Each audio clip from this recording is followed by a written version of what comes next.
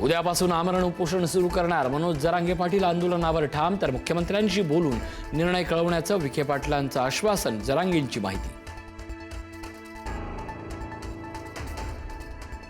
पुण्यात विषारी दारूमुळे 21 जणांचा मृत्यू. गुत्तेदार योगेश वानखेडेला अटक. राज्य उत्पादन शुल्क विभागाची कारवाई.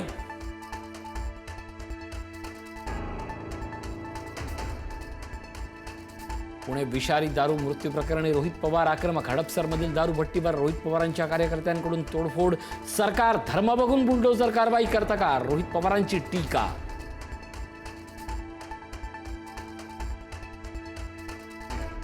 पिंपरी चिंचवड विषारी दारूमुळे मृत्यू प्रकरणाची मुख्यमंत्र्यांकडून दखल. फडणवीसांकडून कठोर कारवाईचे आदेश. पुणे पिंपरी चिंचवड पोलीस आयुक्तांना मुख्यमंत्र्यांकडून आदेश.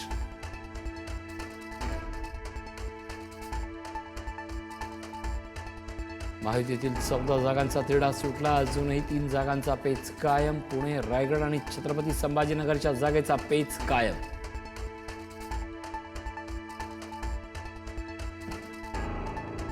महाविकास आघाडीचं जागा वाटप जाहीर. काँग्रेस 8 जागांवर, ठाकरेंची शिवसेना 4 जागा, तर शरद पवारांची राष्ट्रवादी 3 जागांवर लढणार. नाशिक आणि नांदेडच्या जागेचा तिढा अद्यापही कायम.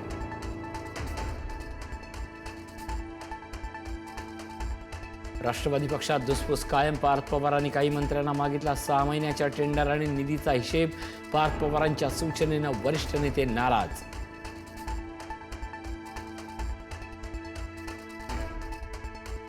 प्राजक्त तनपुरेंनी घेतली सुप्रिया सुळेंची भेट. तनपुरेंचा उद्या भाजपत होणार प्रवेश. दुपारी 3 वाजता रवींद्र चव्हाणांच्या उपस्थितीत होणार पक्षप्रवेश. तनपुरेंना दिल्लीत जाणार अहिल्यानगर परिषदेची जागा.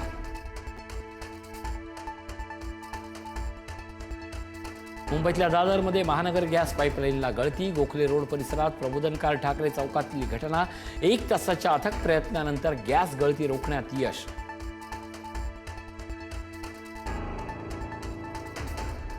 कर्नाटकचे मुख्यमंत्री सिद्धरामय्या यांचा राजीनामा मंजूर. कर्नाटकचे राज्यपाल थावरचंद गेहलोत यांनी स्वीकारला राजीनामा.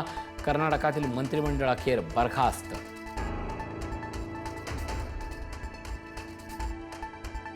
देशावर दुष्काळाच्या सावटाची भीती. देशात सरासरीच्या फक्त 90% पावसाची शक्यता.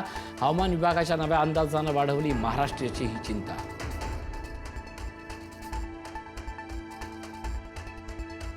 बेटवा नदीवर बांधकाम सुरू असलेला पूल कोसळला. ढिगाऱ्याखाली दबून 6 मजुरांचा दुर्दैवी मृत्यू. उत्तर प्रदेशच्या हमीरपूरमधील घटना. आरबीआय बाजारात आणणार नवीन प्लास्टिकच्या नोटा. कागदी नोटांच्या छपाईचा मोठा खर्च वाचणार. प्लास्टिकच्या नोटा चलनात आणण्यावर सविस्तर चर्चा. अब्जाधीश जेफ बेझोस यांच्या ब्ल्यू ओरिजिन अवकाश कंपनीला मोठा धक्का. अमेरिकेची फ्लोरिडा येथे रॉकेटचा भीषण स्फोट. हॉट फायर चाचणी दरम्यान घडली तांत्रिक त्रुटी.